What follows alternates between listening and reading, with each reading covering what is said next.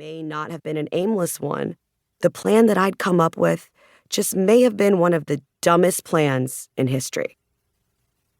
See, I had a summer internship at Fox News' Los Angeles bureau that lasted 2.5 months. I'd secured a housing stipend for that internship, which lasted 2 months. I'd also been accepted into the Columbia University School of Journalism and was already enrolled for the fall 2010 semester. So, this was the plan.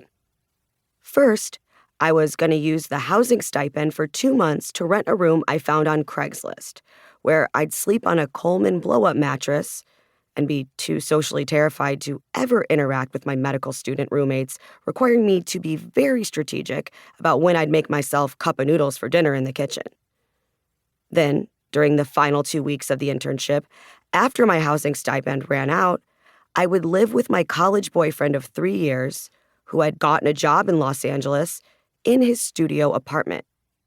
Then we would break up, and I would move to New York City alone and go to Columbia.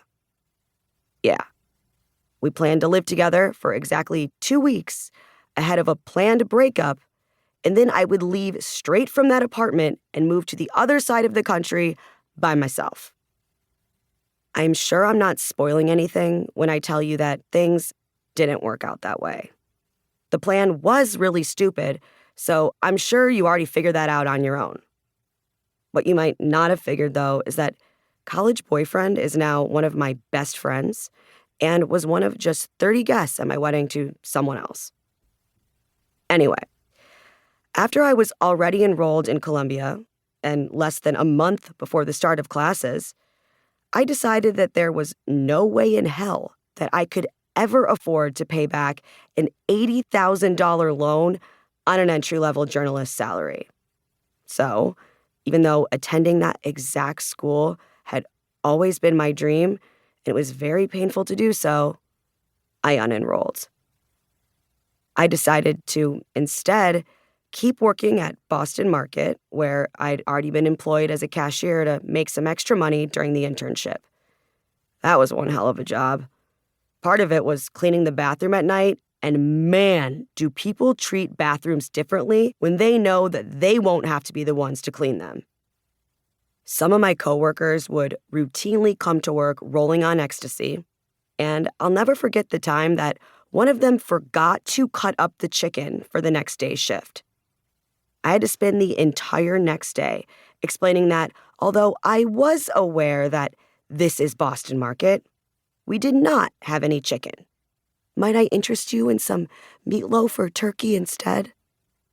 To be fair, some of those guys were also very fun to play beer pong with and equally kind about letting me stay on their couch when I needed to. Still, I started looking for higher paying work as a waitress, as well as another internship where I could keep learning broadcasting skills when the Fox one was over. That summer, I was technically an intern for Fox Business Network, but I had also been completely obnoxious about meeting as many people as I could and trying to learn as much as possible from all of them. At one point, I had gone into the radio office and asked the women working there if they had a phone charger. When they said yes, I followed up by asking them if they could also teach me how to do radio. When I did, they stared blankly at me and then at each other, because, as they'd explain to me later, no intern had ever actually gone in there and talked to them before. They would also leave food for me at my desk. Both of them are still my friends to this day, and one of them was also at my 30-guest wedding.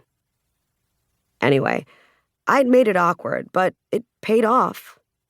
They helped me out and got me an internship at KFI Radio in Burbank, which would eventually lead to my first real broadcasting job as a traffic producer and reporter. Throughout all of this, I was still living with the boyfriend. We had even graduated from sharing a pool raft that would deflate throughout the night to a real bed that he had bought. Sure, we were fighting a lot. The space was small, and I was feeling really alone, and he was feeling the pressure of being my entire support system.